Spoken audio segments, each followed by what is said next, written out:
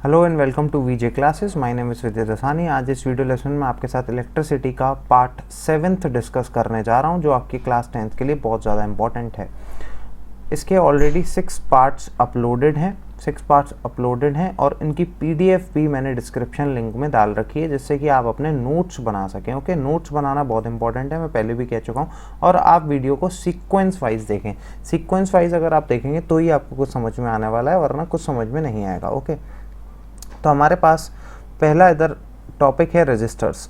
Registers क्या होते हैं? A resistor is an electrical component that limits और regulates the flow of electric current in an electronic circuit. यानी कि ये एक, आप कह सकते हो, एक ऐसी चीज़ है, इलेक्ट्रिकल कंपोनेंट है जो कि लिमिट करेगा या रेगुलेट करेगा, रोकेगा करंट को। किसको? फ्लो ऑफ करंट को एक सर्किट में। ठीक है, तो फ्लो ऑफ करंट को रोकना यानी कि ये कुछ रेजिस्टेंस पैदा करेगा। ठीक है, कुछ रेजिस्टेंस पैदा करेगा। अब ये रेजिस्टेंस पैदा जो करेगा, ये रजिस्टर्स लगाने के कुछ अपने आप में तरीके होते हैं। ठीक है, उस तरीकों को हम आज पढ़ने जा रहे हैं। तो हमारे पास इसके कॉम्बिनेशंस क्या हो सकते हैं? इसके कॉम्बिनेशन हो सकते हैं कि रजिस्टर आपने लगाया हो सीरीज़ में, हो सकता है रजिस्टर आपने लगाया हो पैरेलल में। ठीक है, अब ये सीरीज़ और पैरेलल क्या है, मैं आपको इसका डायग्राम भी दिखाऊंगा और समझाऊंगा भी इसके बारे में, है ना। तो रजिस्टर अगर आप सीरीज़ में लगाते हो तो देखो, व्हेन टू और more resistors are joined end to end, they are set to be joined in series. ठीक है, यानी कि आपने ये रजिस्टर्स लगा रखे हैं और इनको एंड टू एंड लगाया है, एक साथ आपने लगा दिया है, दिख रहा होगा आपको, सीरीज में आपने लगाया है।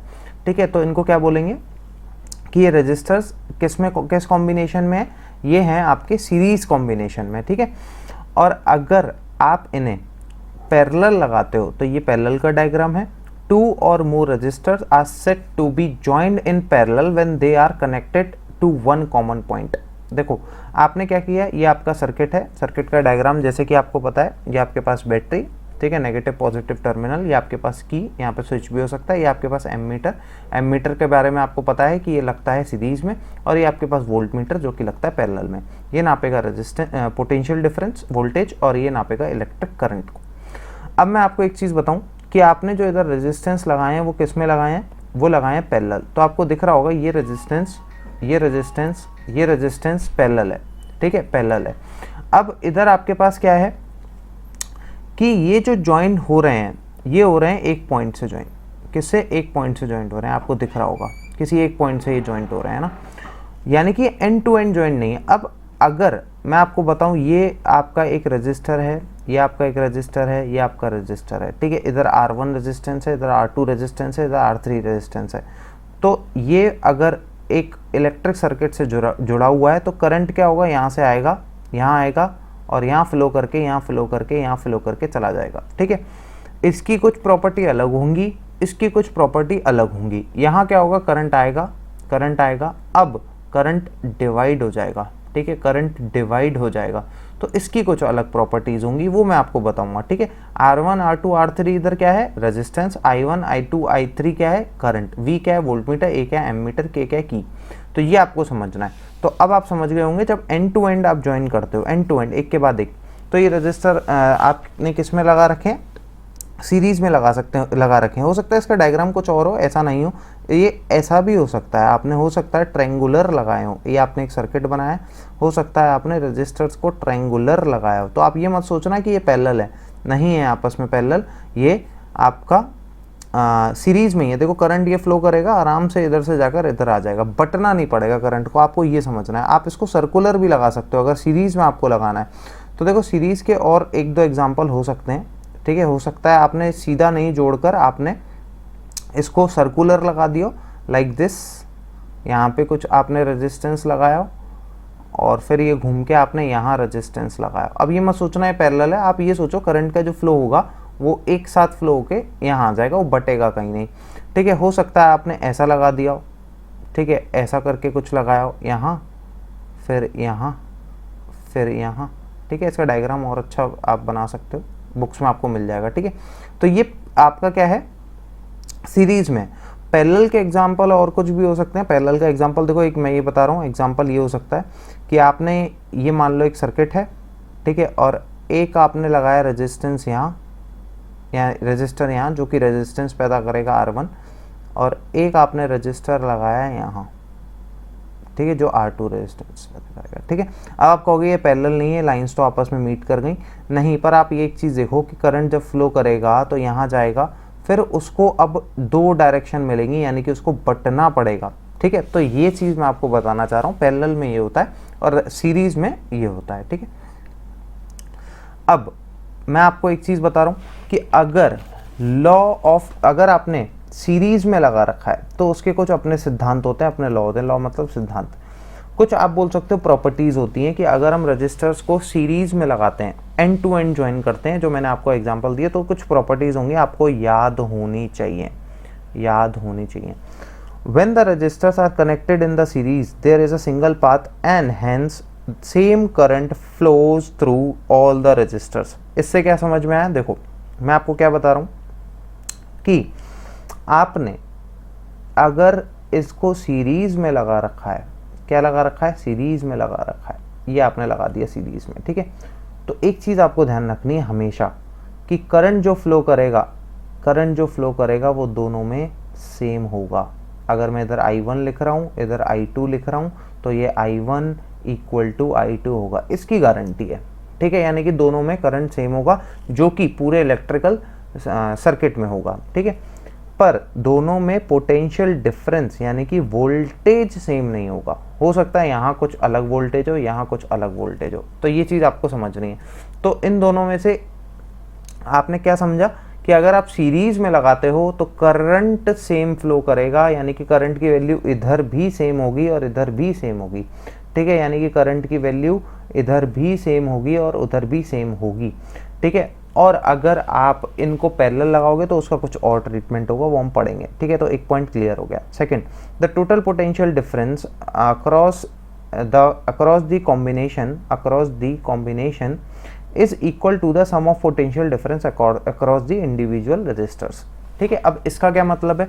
इसका मतलब इन्होंने बोला कि अगर आपने सीरीज में इन्हें लगाया है, तो करंट सेम होगा, ये हमने आपकी बात मान ली। ठीक है, करंट सेम होगा, ये हमने आपकी बात मान ली। तो मैंने आपको दूसरी चीज़ बताई कि पोटेंशियल डिफरेंस यानी कि वोल्टेज सेम नहीं होगा। इसका मतलब जो पूरे सर्किट का जो वोल्टेज होगा, वो होगा, आप इधर मानो इधर V1 वोल्टेज है, इधर V2 वोल्टेज है, वो होगा V1 प्लस V2। ठीक है, सम बराबर होगा, पर ये V1 और V2 आपस में बराबर नहीं होंगे। ठीक है, ये आपको समझना है।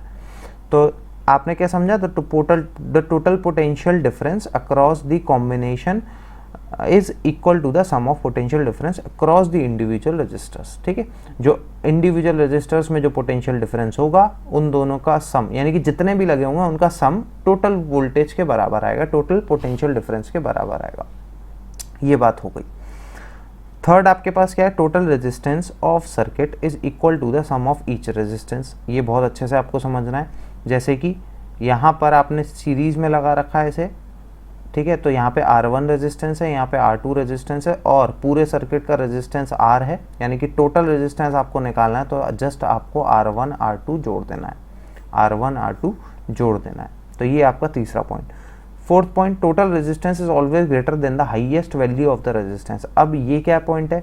इसने बोला जो आप टोटल रेजिस्टेंस निकालोगे वो हाईएस्ट जो वैल्यू है रेजिस्टेंस की उससे ज़्यादा होगा। लाइक दिस, अगर मैं बोलूँ इधर रेजिस्टेंस है 5 ओम, इधर रेजिस्टेंस है 6 ओम, तो टोटल रेजिस्टेंस कितना होगा? 5 + 6 यानी कि 11 ओम।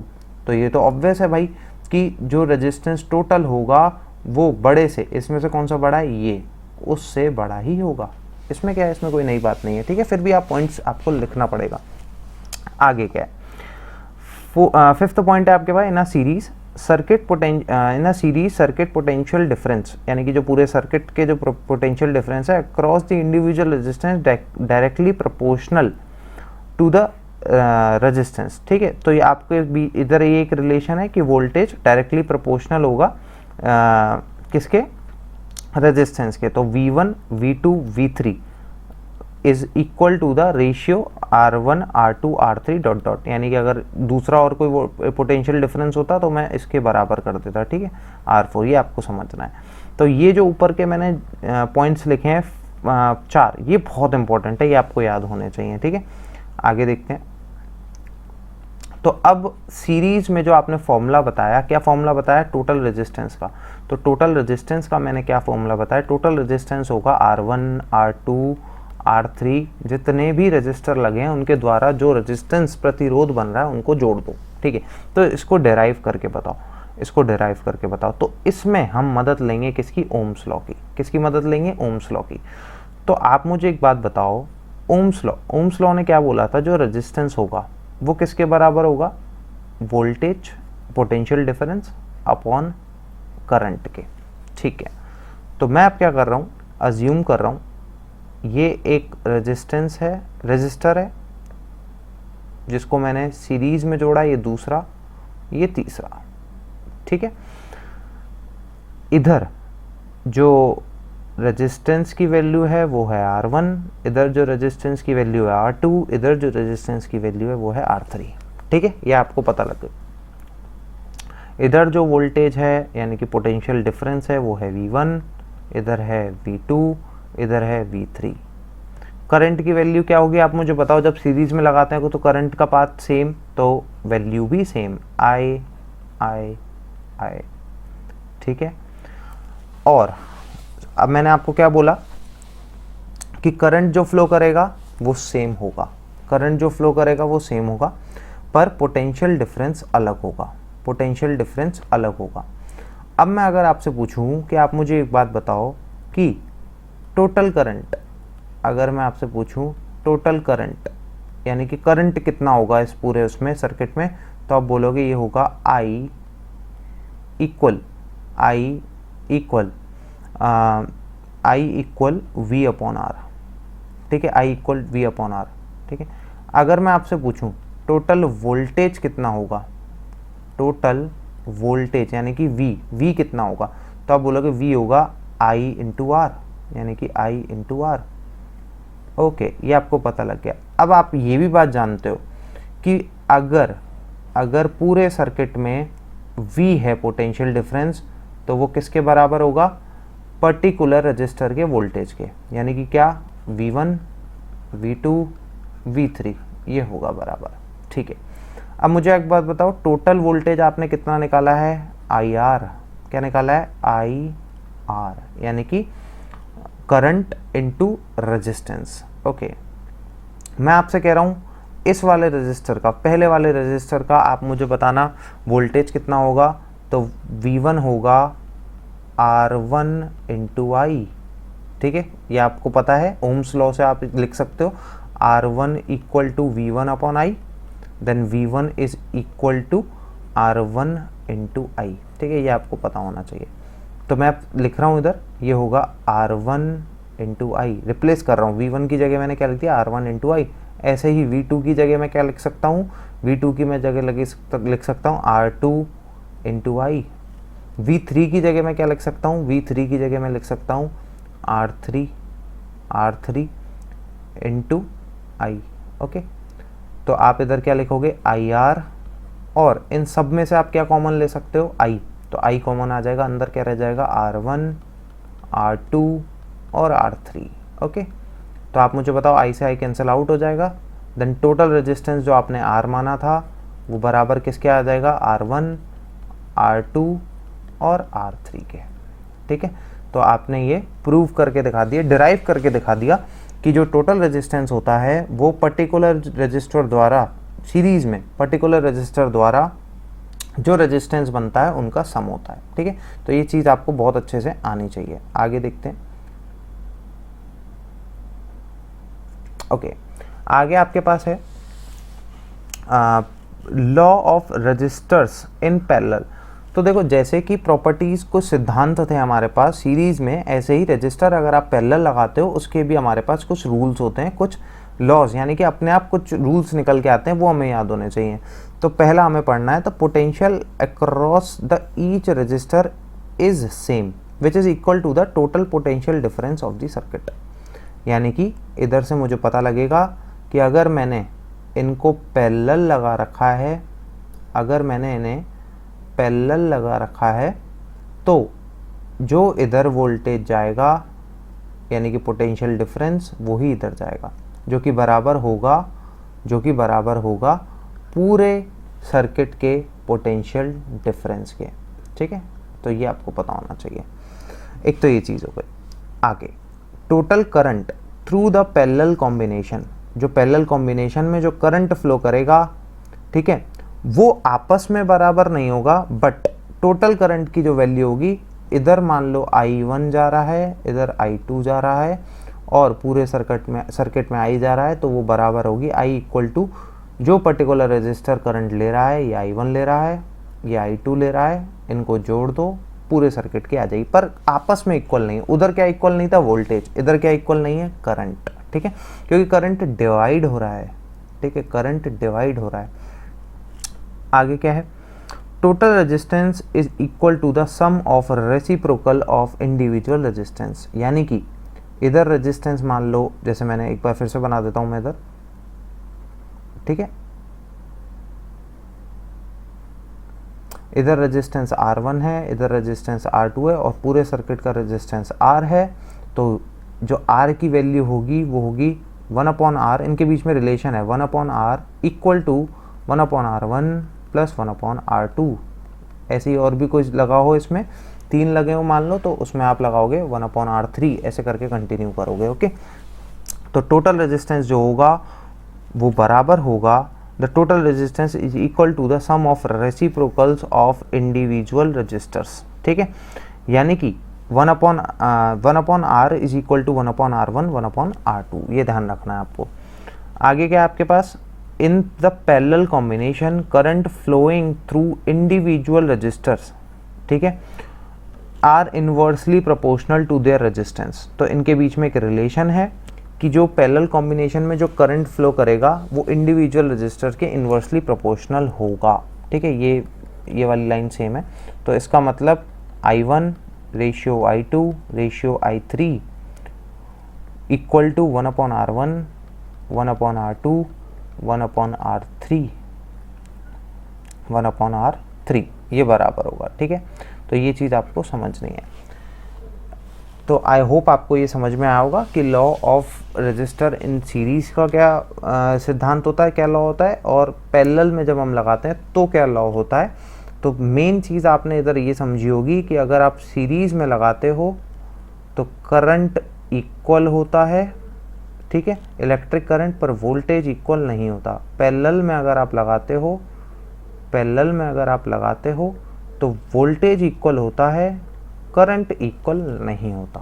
ठीक है, और सीरीज में रेजिस्टेंस होता है R1 R2 R3, और इसमें जो आपके पास वैल्यू आती है वो 1/R इक्वल टू, यानी कि टोटल रेजिस्टेंस का रेसिप्रोकल। यहाँ भी अगर लिखा है ना, total resistance is equal to the sum of the reciprocals of individual resistance, तो आप इसको कर लो reciprocal of resistance, reciprocal of total resistance, इसको सही कर लो आप। Reciprocal of total resistance is equal to reciprocal of total resistance is equal to the sum of the reciprocal of individual, यानी कि 1/R is equal to 1/R1 plus 1/R2 dot dot dot, जो इतने भी इसमें resistor लगे हों वो।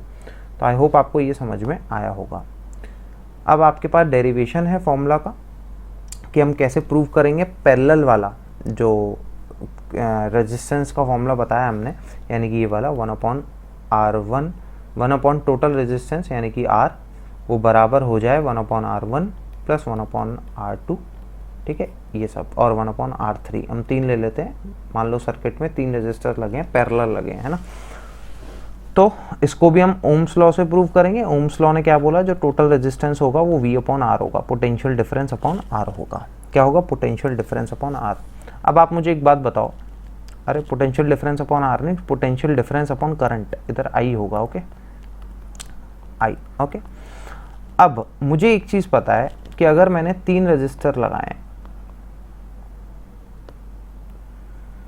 एक मिनट मैं बना देता हूं इसे, ठीक है, ये रहती।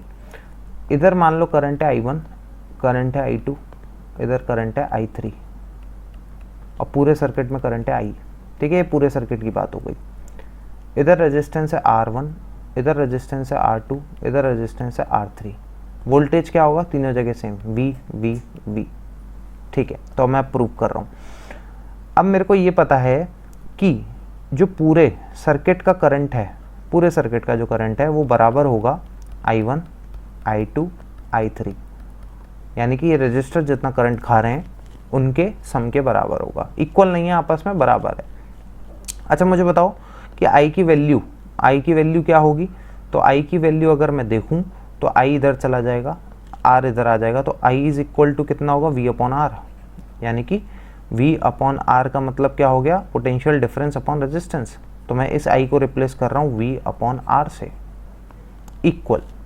इधर I की वैल्यू क्या होगी? तो आप मुझे बताओ, पहले वाले रजिस्टर में रेजिस्टेंस कितना है? R1, वोल्टेज कितना है? V। तो वैल्यू क्या हो जाएगी? वैल्यू हो जाएगी V अपॉन R1। दूसरे वाले में क्या है? वोल्टेज है V, रेजिस्टेंस है 2, यानी कि R2। तीसरे वाले में V और रेजिस्टेंस है R3। ओके, इधर ये है V upon R।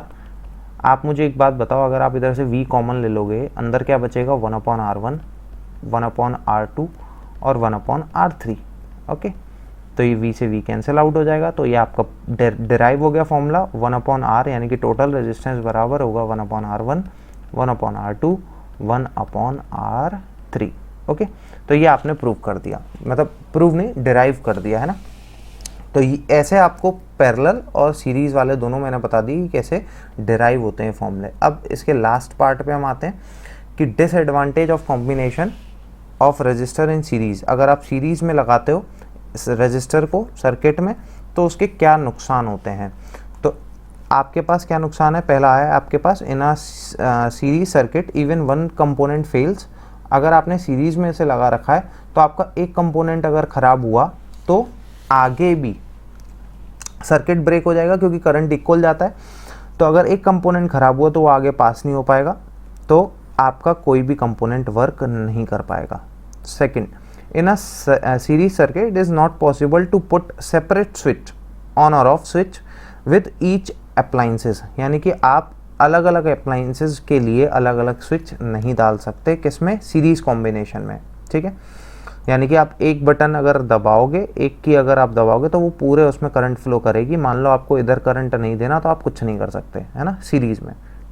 We can not connect an electric bulb of 100 watt, ठीक है, 100 वॉट का बल्ब है, and an electric heater of 1000 watt in a series. आप एक सीरीज़ में एक बल्ब 100 वॉट का और एक 1000 वॉट का हीटर नहीं लगा सकते, क्योंकि इनकी जो करंट की रिक्वायरमेंट वो अलग अलग है और आप दोनों को ही सेम करंट दे रहे हो सीरीज़ में लगा के, इसलिए आप ये नहीं कर सकते।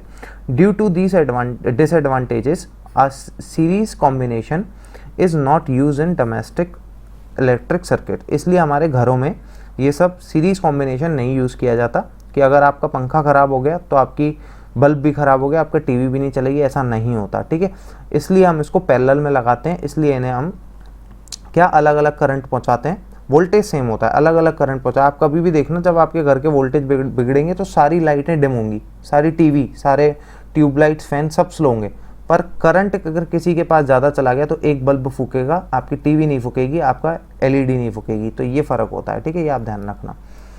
तो इसी तरीके से हम एडवांटेजेस पढ़ेंगे पैरेलल के, डिसएडवांटेजेस हमने पढ़े सीरीज़ के। तो अगर हम पैरेलल में लगाएंगे तो उसके क्या एडवांटेजेस हैं? In this combination equivalent resistance of a circuit is reduced. ठीक है, इसमें सर्किट में जो रेजिस्टेंस होता है वो रिड्यूस हो जाता है, क्योंकि आप इसको देखोगे जब आप निकालोगे 1/R इक्वल टू होगा 1/R1 प्लस 1/R2, तो ये जो वैल्यू होगी टोटल रेजिस्टेंस की वो कम हो जाएगी। मान लो आपके पास एक रजिस्टर का रेजिस्टेंस दे रहा है 5 ओम, दूसरा दे रहा है 2, तो अगर आप टोटल रेजिस्टेंस निकालोगे तो वो आएगा 1/R इक्वल टू 1/5 प्लस 1/2। तो इसको अगर आप सॉल्व करोगे तो देखो ये कितना आएगा 0.2, ये आएगा आपके पास 0.5, तो ये आपके पास हो जाएगा 0.7/1 इक्वल टू 1/R1। तो आपके पास R1 की वैल्यू कितनी आ जाएगी?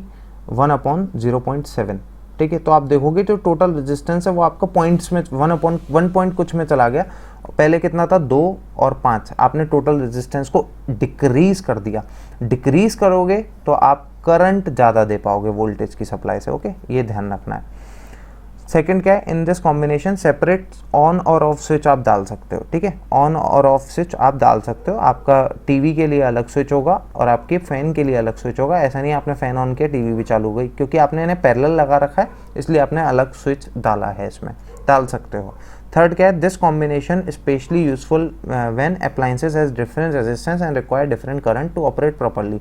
जब मेरे एक अप्लायंस को, जैसे मेरे पास फ़ैन और टीवी है, इसको अलग करंट चाहिए, इसको अलग करंट चाहिए, तो मैं इनको सेम करंट नहीं दे सकता, और मुझे इन्हें सेम करंट नहीं देना, तो मुझे इन्हें पैरेलल में लगाना पड़ेगा, ठीक है।